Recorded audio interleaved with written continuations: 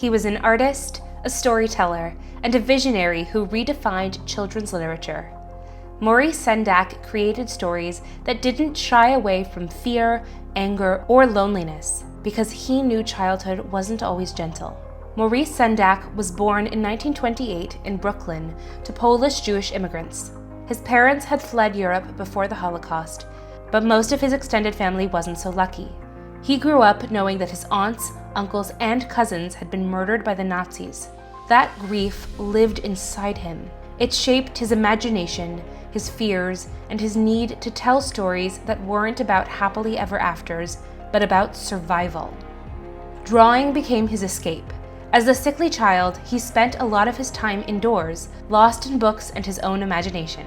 But the stories he read felt too perfect, too neat. He knew childhood wasn't like that. He was filled with worry, overprotective parents, and Yiddish lullabies that carried the echoes of a lost world. When Where the Wild Things Are was published in 1963, it wasn't an instant success.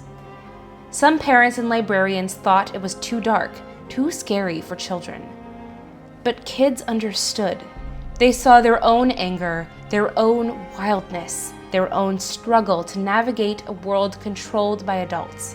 And for the first time, a book told them that it was okay to feel that way. Maurice's stories were deeply Jewish, even when they weren't explicitly so. They were about exile and return, dreams and nightmares, the presence of loss. In the Night Kitchen was inspired by the anti-Semitic nightmares of his childhood, fears of being taken away, of disappearing. Outside Over There reflected the anxiety of growing up in a world shaped by war and trauma. Sendak never spoke down to children. He trusted them to handle difficult emotions, the ones adults often tried to ignore. He believed childhood was a time of chaos, wonder, and survival, not just innocence. Later in life, he became even more outspoken about art, about loss, about morality, about mortality. He once said, "There's so much more to life than just living." His books weren't just about wild adventures. They were about what it means to be human. Maurice Sendak passed away in 2012, but his stories remain.